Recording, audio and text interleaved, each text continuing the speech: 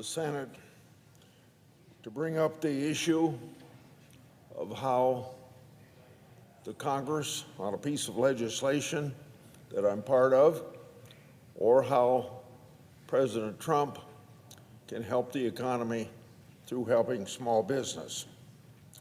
President Biden issued an executive order in February of 2022. That executive order required what's called the Project Labor Agreements, or PLAs, on federal projects over $35 million. Just to be clear, I meant that executive order requires project labor agreements. I opposed this executive order at that time, and I joined a letter with my colleagues telling President Biden what a bad idea that was. I believe the Trump administration should deregulate this Biden executive order. Project labor agreements are a sort of backdoor way to give unionized contractors a leg up on federal contracts in competition to non-union contractors. Plus, this is too much red tape for a business to comply. Public project labor agreements effectively make it impossible for a contractor to compete with federal contracts if its workforce isn't unionized. So it's kind of like a union shop outlawed by the Taft-Hartley Acts in right-to-work states that about 27 states have right-to-work laws. Well, most workforce in Iowa isn't unionized.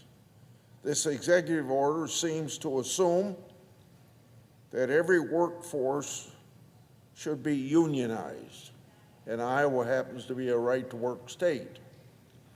Now, it happens that I support the right of workers to organize, and I joined a union from 1962 to 1971.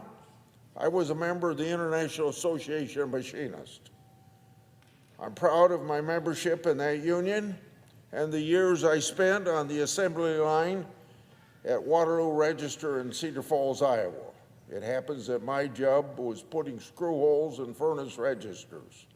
However, I also support the right of workers not to join a union. Iowa has many companies, and small and large it happens to be, including many family-run enterprises where they care deeply about their employees. So it's natural that these company employees don't feel a need to unionize. So the federal government should not tip the scales against these great but small companies and their workers. Federal contracts should be awarded through a fair and competitive bidding process that allows all qualified contractors to compete on a level playing field based on merit, based on experience, quality, and the safety of their workforce. Project labor agreements prevent many small businesses from competing for federal projects and may even lead to increased costs for taxpayers. That's why, now I told you I was going to talk about legislation that would do the same thing I'm asking President Biden to do.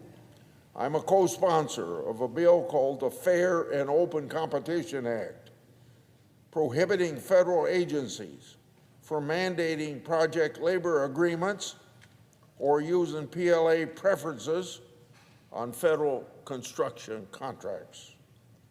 I'm also joining Senator Britt and a number of my colleagues in urging President Trump to revoke the ill-conceived Biden executive order mandating project labor agreements on federal projects.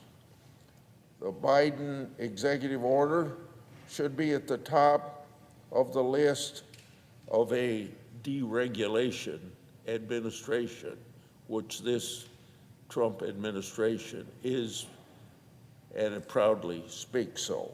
I yield the floor, and I suggest the absence of a quorum. We'll call the roll.